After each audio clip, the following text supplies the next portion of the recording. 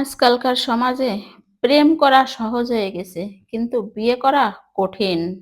যখন ছেলে দেখতে যাওয়া হয়, তখন প্রথমেই একটা প্রশ্ন জিজ্ঞেস করা হয়, তোমার ইনকাম পাতি কত? কিন্তু বলা হয় না যে বাবা, তুমি কি নামাজ কালাম পড়ো? একজন তাগড়া যুবক কামাই করে মাত্র 15,000 টাকা। বাবা শুনে বলে, হবে না। আর একজন যুবক, সেও মাথায় চুল টুল কিচ্ছু নাই, দেখতে একটু কালচে টাইপের, চেহারা তেমন একটা সুবিধের না, কিন্তু বাবা বলে এটাই বেস্ট। কারণ একমাত্র কামাই করে মাসে 50,000 টাকা। বাবা বলে, হ্যাঁ হ্যাঁ হ্যাঁ হ্যাঁ, এইটাই তো আমি খুঁজছিলাম, এটাই আমার মেয়ের জন্য বেস্ট, এটাই প্রয়োজন। একটা বাবার অনেক কিছু বিবেচনার আছে। ছেলে দেখার সময় তার অর্থবিত্ত না দেখে, তাগড়া যুবক দেখে, একটা 5 ওয়াক্ত নামাজি দেখে মেয়ে বিয়ে দেয় না। একটা ছেলে সেটা দেখে বলতেছে, বাবা তুমি মেয়েটা কার সঙ্গে বিয়ে দিলে?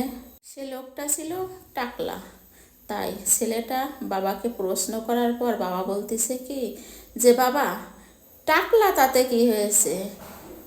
চুল না থাকলে কি হয়েছে? বাল নাহি তাতে কি হয়েছে? কিন্তু মাল তো আছে। এ সংসারে মেয়েকে বিয়ে দেওয়ার জন্য ছেলে খোঁজার সময় চরিত্রবান নয়, নামাজি নয়, সৎ নয়, খোঁজে কার ইনকাম বেশি, কার বড় বাড়ি আছে, কার বড় গাড়ি আছে, কোথায় গেলে আমার মেয়েটা ভালো থাকবে, ভালোর সংজ্ঞা সমাজে কিভাবে চলে আসছে। একটা মেয়েকেও তেমন বিয়ে করার আগে বিবেচনা করতে হবে।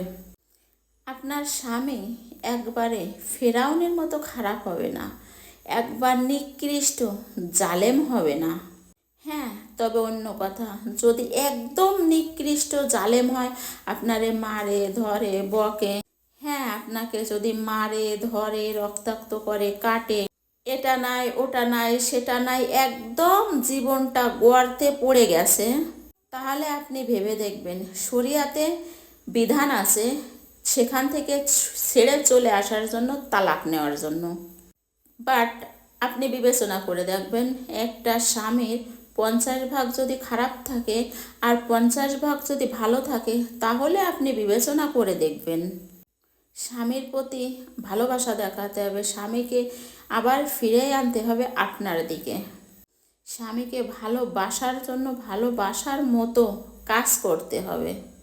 স্বামীকে আপনার প্রতি অ্যাট্রাকটিভ করতে আপনাকে সেই রুলগুলো মানতে হবে, সেই কাজগুলো করতে হবে।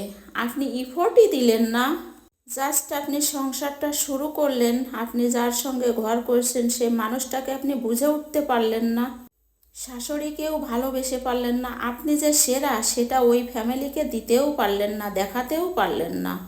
আপনার বাবার পছন্দ নয়, আপনার পছন্দ মতো একটা ছেলেকে দেখবেন, তার সংসারে যাবেন, আপনার বেস্টটা দিয়ে তাদের ভালোবাসবেন, তাদের ভালোবাসা আপনার উপর কতটুকু আছে সেটা দেখবেন এবং জাস্টিফাই করবেন যে ওই সংসারে আপনি কতটা ভালো আছেন, সুখে আছেন, শান্তিতে আছেন। এটা বিবেচনা করার পর আপনি বুঝবেন যে সংসারে আপনি থাকতে পারবেন, টিকতে পারবেন কি পারবেন না। আপনি অভাবে আছেন, দুঃখে আছেন, কষ্টে আছেন, জর্জরিত হয়ে যাচ্ছেন, তারপরেও আপনি বিবেচনা করে দেখবেন যে ওই সংসারটা আপনার জন্য কি না, ওই সংসারে আপনার অধিকার বোধ, আপনার জায়গা কতটুকু। তাই বলছি, একটা সংসার ভাবনা ভাঙার আগে ভালোভাবে ভাবনা চিন্তা করে তারপরে দেখবেন। প্লিজ আপনারা কেউ সহজে এবং সচরাচর সংসার ভাঙার বা ডিভোর্স নেওয়ার চেষ্টাটুকুও করবেন না, প্লিজ।